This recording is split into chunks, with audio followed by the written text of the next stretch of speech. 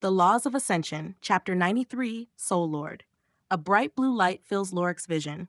However, instead of panicking, he's oddly calm. His instincts are telling him there's no danger. There's even a small part of him that feels happy about this. The light fades after a few moments. He looks around and sees he's standing in a field of blue grass. Looking into the distance, he sees a large mountain. There's a soft blue light coming from the top of the mountain.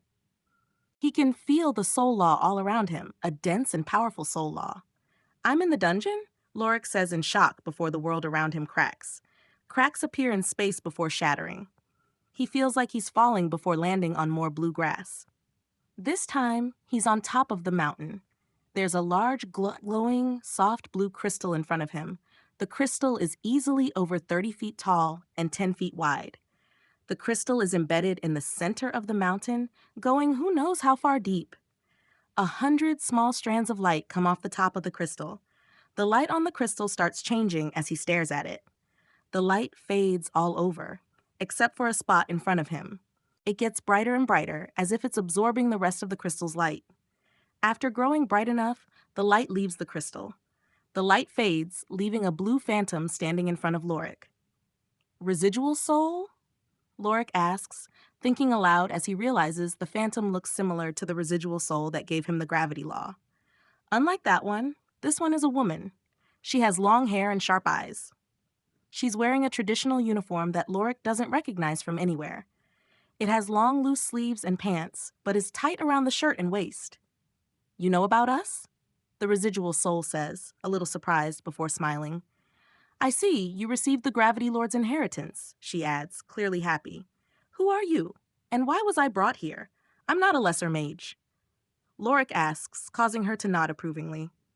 "My name doesn't matter, but I used to be called the Soul Lord back in my time. You're here because you have the Soul Law. I brought you here to help you," she says before reaching out. Before Lorik can reply or even react, a roar comes from deep within his soul. It's the same roar that came during that ambush in the tournament. Just like then, Lorik doesn't hear the roar. The roar knocks him out, causing his body to collapse. The Soul Lord's power catches him and gently lays him down. "This is good, better than good. This is beyond what we had hoped for. Our ideal was for him to come here and become a mage before the war started. But he's already a mage, even if his beast law isn't. What's more, their vanguard hasn't even arrived yet, not to mention, he has the Gravity Lord's inheritance." The Soul Lord says before looking up to the sky joyfully, "If he can continue at this pace, then the war won't be lost." However, the Soul Lord says before trailing off. The Soul Lord sighs before pacing in circles around Lorik. He's still only one man. No matter how much help we can give him, we can't interfere directly. He'll need help in the battles to come, she says before stopping and snapping. "Wait, if he's here, then there's a good chance," she says as 100 small figures of people appear around her. Each one is a phantom replica, only a few inches tall, of the lesser mages who entered the dungeon. She waves her hand and all but 4 disappear. "Good. These 4 are covered in his aura. They've been in close contact with him. I'll give them a helping hand as well," she says before turning around. Cracks appear in the space in front of her. They shatter before quickly returning to normal. Rowan, Sarah, Vera, and Lyora appear where the cracks were. Each one is meditating still and unaware that they've been moved.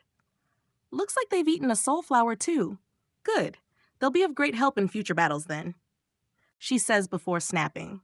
The strand of light connecting the 4 of them to the crystal changes. It grows bigger, thicker, and brighter. The speed at which they comprehend their laws grows much faster.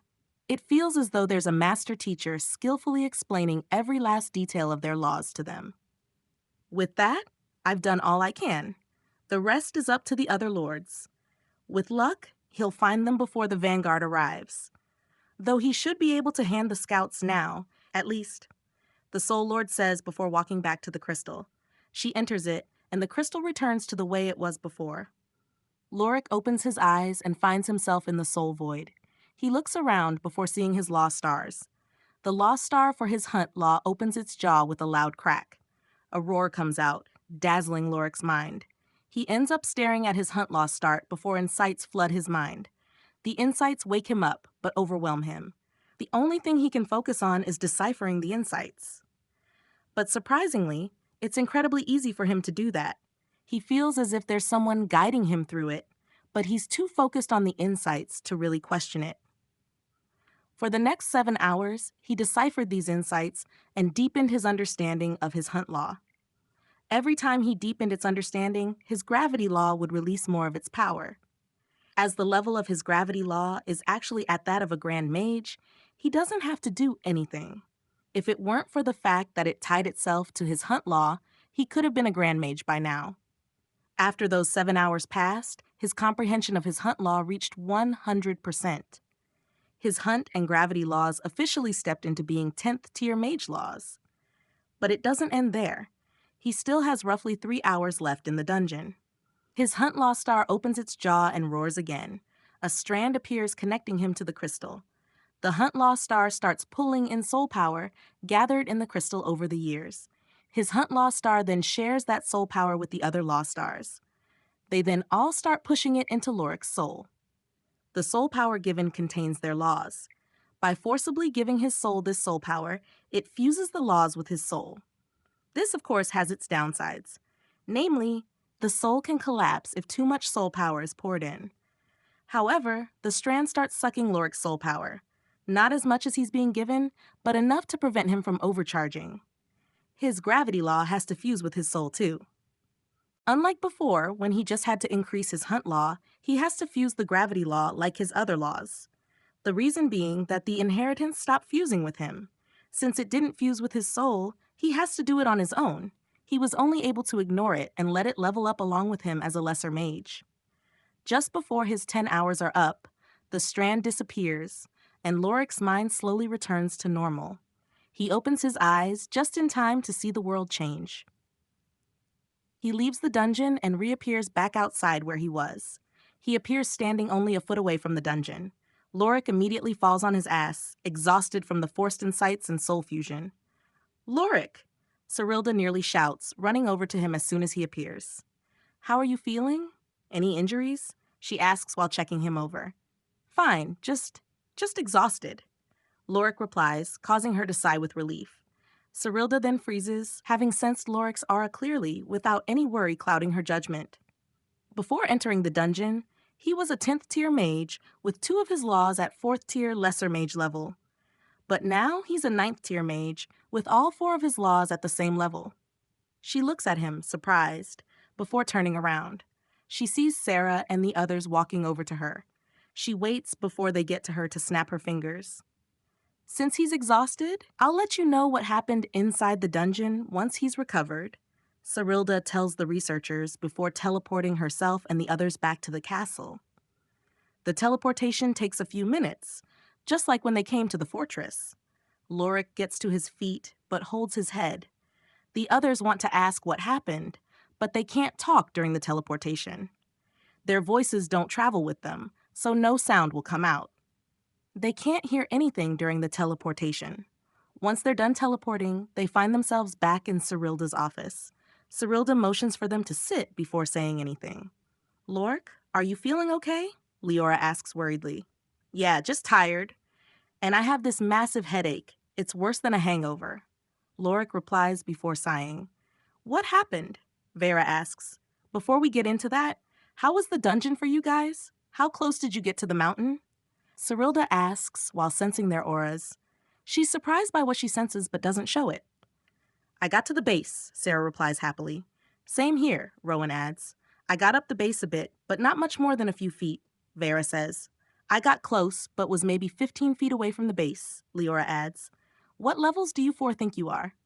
Cyrilda asks, causing them all to close their eyes. "I'm a mage," Rowan says in shock. "Me too," Sarah adds. "Same here," Vera says. "I'm a 3rd tier lesser mage now," Leora says. Each of them is shocked that their levels went up that much, especially Vera, Sarah, and Rowan, as their soul abilities now gave them their laws. Sarah received the Curse Law, and Rowan received the Law of Great Thunder. Vera received the Law of Energy Manipulation. "How did we go up so many levels?" Vera asks after calming down a bit. "I have no idea. I was just as surprised when I sensed it." Cyrilda replies before turning to Loric. "Do you know what happened in there?" she asks him. Maybe. I spoke with a residual soul. She called herself the Soul Lord. Lorik says before wincing. We'll talk about it tomorrow. For now, you should all go back and rest. Your bodies need to adjust to the sudden increase in level. You remember how long Lorik was out when he jumped to being a mage, so don't do any tasks and try going to sleep, Cyrilda says before reaching out. She teleports them back to their dorms. Leora gets teleported outside the Institute, as Cyrilda doesn't know her exact dorm. Once back, Lorik heads upstairs and straight to bed. His mind is throbbing, and every thought feels like a needle going through his skull. He falls asleep quickly, despite it only being 7. The dungeon opened at 9 in the morning.